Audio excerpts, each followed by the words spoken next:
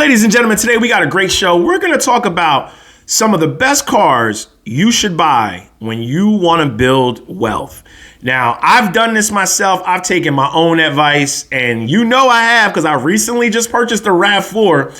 And back in the day, I drove a Toyota Camry, a Hyundai Accent, and a Hyundai Elantra for about 10 years. Even when I started my channel, I had a Hyundai Elantra, okay? I had a Hyundai Elantra.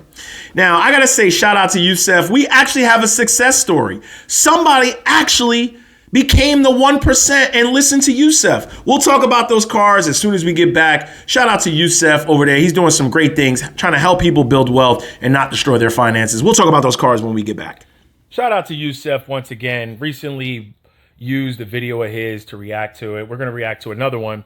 But as you know, we recently purchased a RAV4 to send to Aruba, and I financed it. Going to pay it off within the next couple months or a year. But here is my credit report. There it is right there. You see it, 860. So the advice that I give you is from a person with really good, excellent credit. But we're going to react to this and then we'll get into the video and I'll tell you what to do if you're looking to purchase one of these high-end cars and the reality of it and what you need to know. It's crazy how a lot of you guys think a lot of the calls are scripted. I get so many messages a day about people that have bad credit, little money down, and they want to get into a very expensive car. Let's call Trevor, who has a 500 credit score, has $2,000 down. I offered him a cash car. He wants a BMW Mercedes. Let's see if we can get a deal.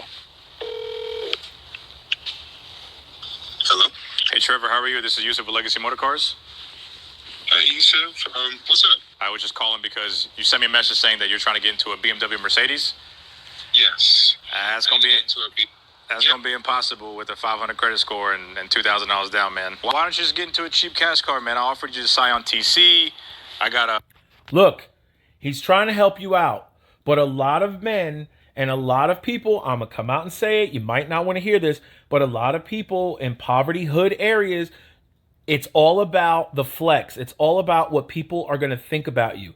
He offered you a Scion. That is a very good car. The same engine that is in that Scion, I believe it's the 1.8 liter, is in a Corolla. Toyota used to own Scion, okay? Very reliable car, but he doesn't want that because he wants a higher-end car. Let's continue.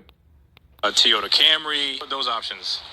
I don't know. I really want to get into the BMW or Mercedes. You got any advice for me? Best I can tell you is you got to get your credit up, clean car, and I can sell that to you for $2,700. Okay, well, I drive a 2016 Dodge Challenger, and it has 183,000 miles. Now, how many videos have I made before? Look at the caption, negative equity. Negative equity means if you don't pay that $15,000, okay? If you don't come up with the $15,000, that $15,000 will roll over into your future loan. So say if a car is $30,000, right? You put down $15,000, the $30,000 is still there because you have negative equity. You understand what I'm saying? Now, if you had zero negative equity and you had $15,000, your loan would only be for $15,000. Okay. I still owe $21,000. I think my interest rate is like 17 to 18%. Like, how would that affect, Because we've spoke about this in the past. They're only going to give you the value of the car. They do not give you what you owe on the car. So that car having 180,000 plus miles pretty much is a piece of shit, okay? Nobody's going to want that. So they're going to give you the KBB value of that car, and they're going to subtract the difference of what you owe on that car. That's when you come up with the negative equity. That would affect your deal a lot because now that I didn't know you had a trade-in. So if you have you said a 2016 Dodge Challenger? Yep. But I pay around $800 a month. How much do you make a month? I make about $2,300. Spending a third of your income on your car payment, man? Yeah, I know. Trevor. What did I say? He just said he knows, but he still wants to get into a high-end car. His way out is that Scion TC. What do we talk about on this channel? If you want the dumb shit, I love the dumb shit, but you gotta have income coming in, meaning dividend funds, rental income, passive income. You let other people pay for the dumb shit for you. You parlay your income into cash generating income. And I'm glad this is a perfect channel that shows people's real life. $2,300 with an $800 car payment. The choice. I was in a tough position to get to and from work. I was basically rushed into a deal. I got you. Nobody rushes you into a deal. Unless somebody put something to your head and said, sign on the dotted line, you don't have to rush into anything. You can easily get up and walk away. Adults know when they're about to destroy their finances. The problem is a lot of young people and a lot of people do what's irrational and emotional in the moment and then have buyer's remorse. Why were you looking at that car anyway? You should have been looking at something. You make $2,300, right? What you should have did was rock a bike or anything for like 2 to 3 months, buy a $4,000 to $5,000 Camry with high mileage, because that Camry or that Scion is going to outlast that Challenger or that Charger you got. Those cars are made to go 400, 300,000 miles in third world countries. Case in point, I put my money where my mouth is. I bought a Toyota RAV4. Look, Trevor, like seriously, I know credit isn't ideal to get into a BMW or Mercedes. I want to sell you a car. I want to make a deal. Right now, I can get you into a Camry or a Scion TC, but for you to get into a Mercedes, you're going to need more than $2,000 down. And then also, if you have a Challenger, your car is worth about $45,000 to $5,000. So let's just say on a good day, I gave you $5,000 for your car. If you owe $20,000, you are $15,000 upside down, which means that you're going to have to put that down on top of putting down money to get into a BMW. Get into our Scion TC, cash. It's a good car. It's got new tires. Basically it's a Toyota, or get into our Toyota Camry.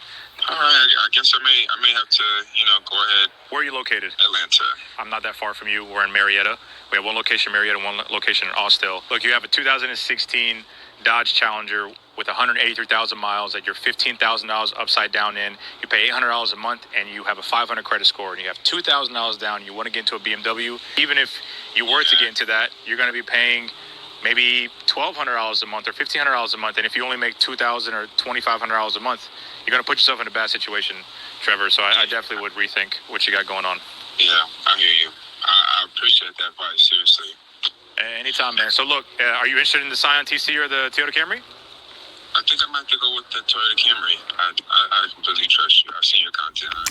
Now, some of the best cars out here, if you want to build wealth and you're not worried about flossing, you want to fly under the radar, is your Toyota Camrys, Toyota Corollas, RAV4s, Kia Fortes, Honda Civics, Honda Accords, Toyota Siennas. You can even get into, some of these older, if you got a big family and you want to keep it American, you can get into an old GMC Yukon. Just know you're going to pay some gas. Suburban, stuff like that. A lot of people want these high-end cars, these X5Ms. You're going to learn today. And, I love German automobiles. I love them. But you got to know, when they break, it is expensive. Now, that gentleman, shout out to him, he is on the right track. If he rocks that Camry, pays it off, drives it, stacks his bread, starts to get into, buys a home or a condo, have a driveway to finally park that nice car in. You should not have a nice car if you're looking for parking and you're parking 3 blocks away, walking in the snow going home. In my opinion, you should have a designated parking spot in a condo, a townhouse, a home, own your own home, own some rental real estate. That person's going to be able to build some nice wealth. Here's why. Camrys come with the 2.5 liter engine in them. I have that same engine in the RAV4. The engine is mass produced. When you got that 2.5, I believe it was in the RAV4. I believe it's in the Highlander.